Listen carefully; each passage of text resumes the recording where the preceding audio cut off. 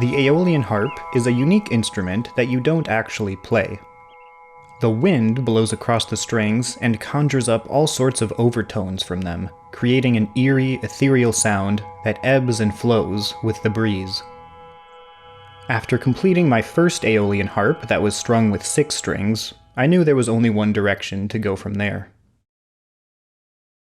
This one will be the same basic style, but with 30 strings. Because why can't I? The construction will still be a simple box, so nothing fancy there. I'll start by cutting the 2 ends from solid maple. These have to be good and sturdy, since they need to hold all the tuners. There are a few small insect tunnels, but that shouldn't be a problem.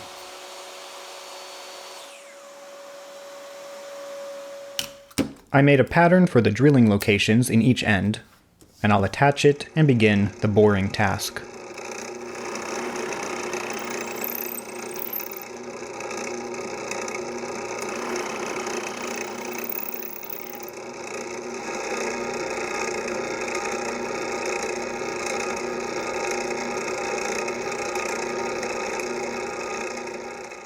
This harp is going to be approximately 15 inches wide, 30 inches long, and 3 inches tall.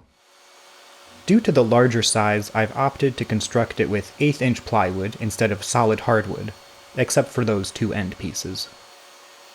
My first harp was all 1/4 inch material and only 4 inches wide, and I think that may have just been too rigid to allow the instrument to really resonate.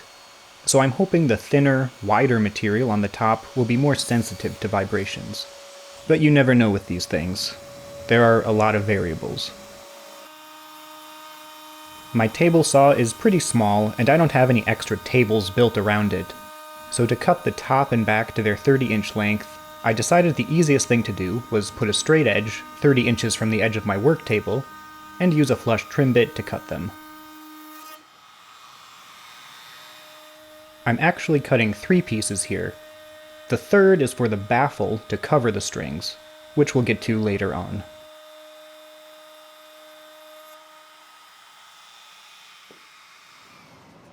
And it wouldn't be a landing bird instrument without some kestrels on it for style points. So I'll cut those into one side using the scroll saw.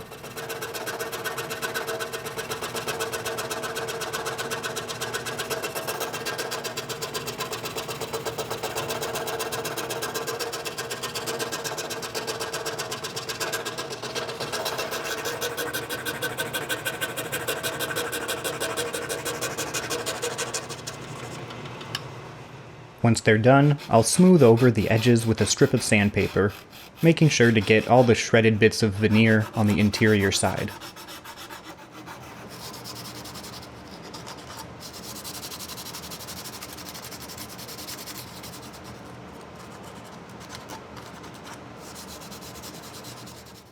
Before I forget, a name and date on the inside of the back. Now it can go together. I'll start by gluing one end in place on the back, then working around from there.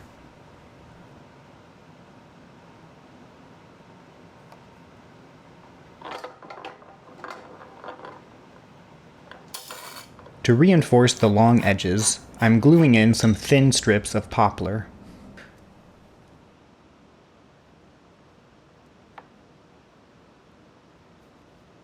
As far as top bracing goes, there is none.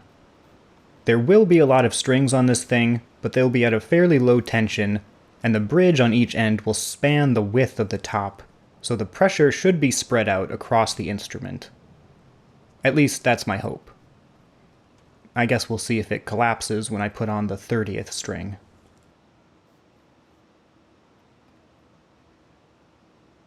Some more edge reinforcement along the top, and when everything seems to be in order, it's time to seal it up for good. A bead of glue around the rim, and some clamps to hold it down where they can reach, and tape clamps for the other sides.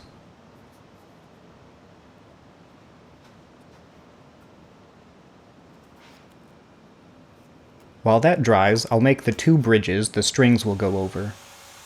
For these, I'm doing two 45-degree cuts to make a lopped-off pyramid shape.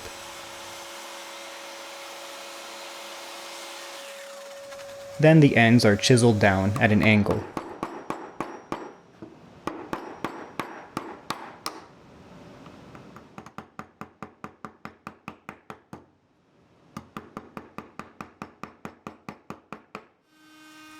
When the glued up box is good to go, I'll do a quick pass with a flush trim bit, but I'll be back later for more sanding and cleanup around the seams.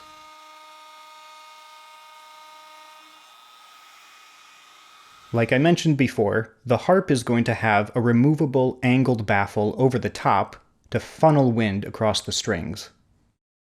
The legs that will allow the baffle to sit on the top are being cut from some 3/4-inch pine I had laying around, and their top edge is cut to a 7-degree angle.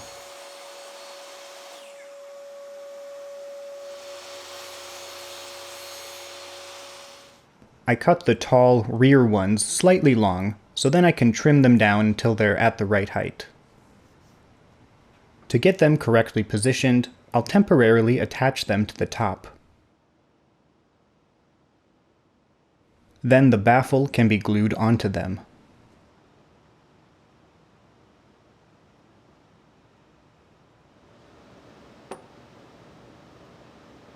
And since I've never been able to resist the attraction of magnetism, I'll drill a shallow recess in the legs and matching ones in the top.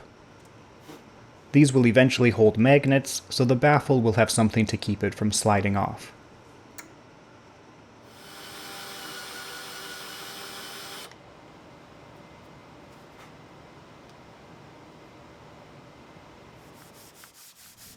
Then some final sanding across all the parts.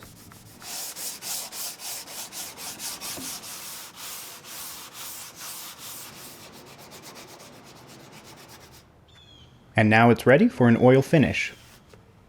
Wipe on, wipe off.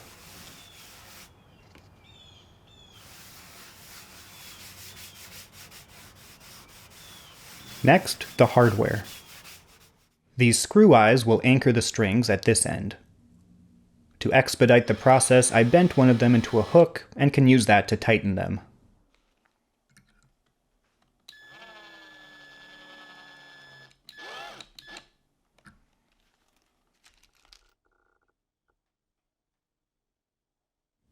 On the other end, I'll insert the tuners. I don't have anything around that fits their shape, so it's all hand twisted. But with the power of editing, it's done in no time. Now I can glue the magnets in place on the top and legs, being careful to keep them oriented so they'll attract and not repel each other.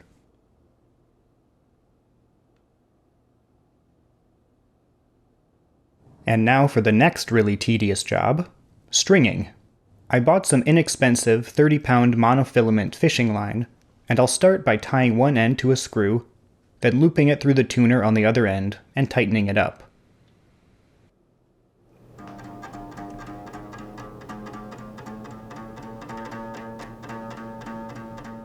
Then I'll do it again, and again, and again, and again, and again, and again, and again, and again, and again, and again.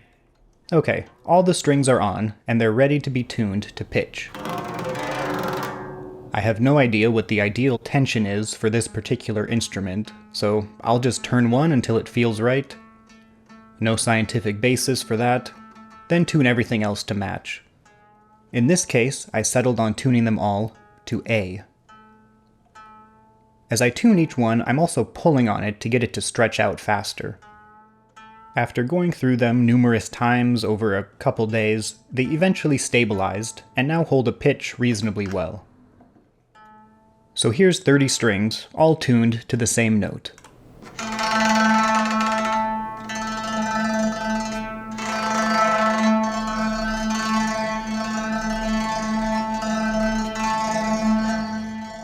This is actually pretty fun. Then the baffle magnetically snaps into place. Sturdy, but easy to pop off. And now what we've all been waiting for. How does it sound? I'll take it out to an open area and... Oh, hang on, it's raining.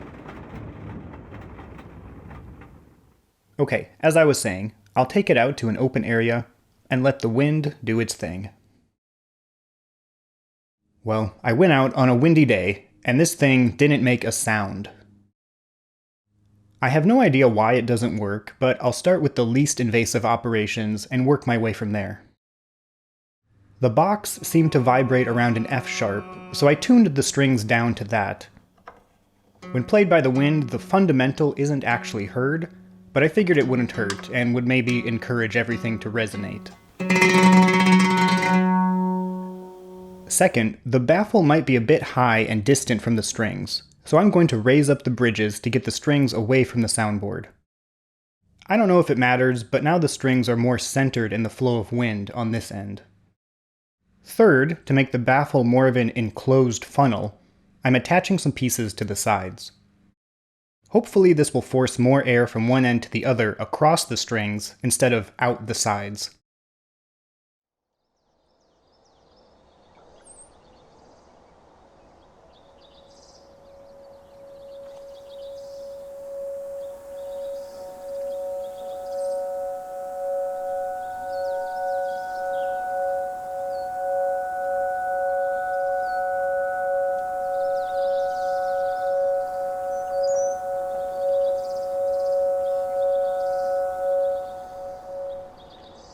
I couldn't say which of those changes was the most important, but now it's working.